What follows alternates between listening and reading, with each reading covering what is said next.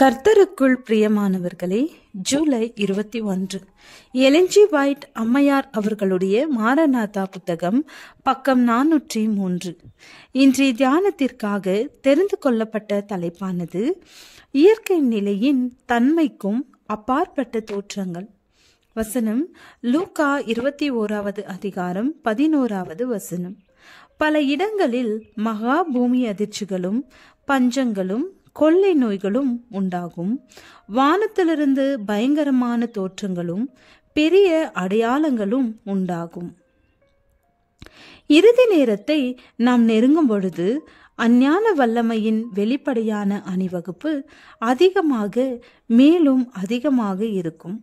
அஞ்ஞான தெய்வங்கள் அவைகளின் வல்லமையை முனைப்பான முறையில் உலகின் பட்டணங்களிலே வெளிப்படுத்தி காட்டும்.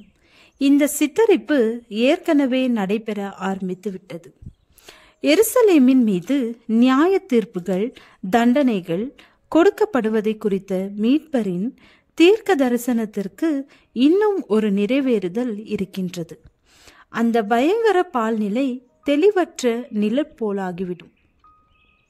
தெரிந்தெடுக்கப்பட்ட பட்டணத்தின் முடிவு பற்றிய காரியத்தில் தேவனுடைய இரக்கத்தை தள்ளி போட்டு அவரது கற்பனையை காலின் கீழ் போட்டு மிதித்து போட்ட இந்த உலகத்தின் அழிவை நாம் காணலாம்.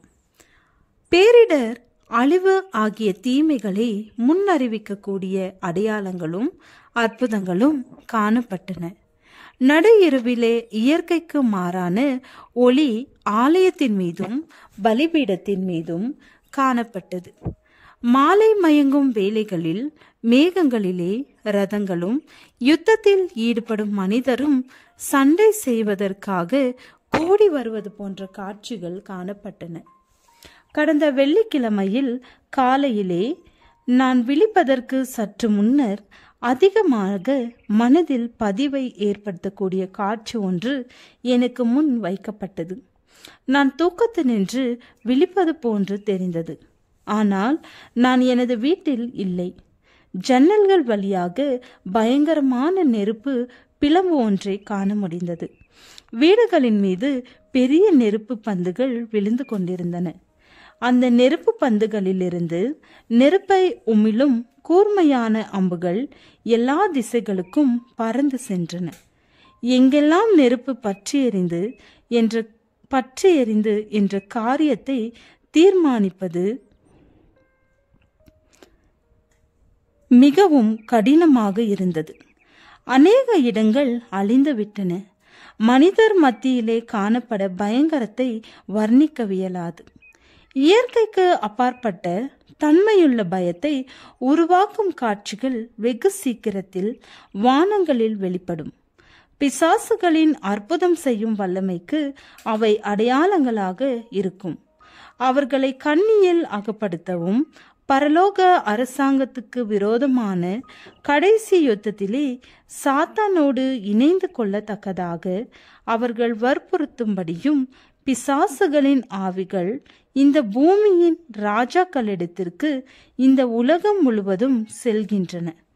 இத்தகைய செயல் துணைகளின் மூலம் ஆளுநர்களும் பிரஜைகளும் ஒன்று போல ஏமாற்றப்படுவார்கள்.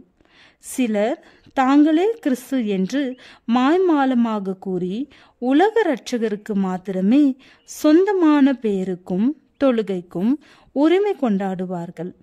அவர்கள் அதிசயமான குணமாக்கும் அற்புதங்களை செய்து பரலோகத்தினின்று தங்களுக்கு வெளிப்படுத்துதல் வந்ததாக சொல்லுவார்கள். இவை வேத வாக்கியங்களின் சாட்சிக்கு முரண்பாடாக அமைந்திருக்கும். ஜெபம். பரமபிதாவே, எங்களுக்கு வேண்டியவைகளை எல்லாம் அறிந்திருக்கிறீர். ஏற்ற வேளையில் தருவீர் என விசுவாசிக்கிறோம். ஆமேன்.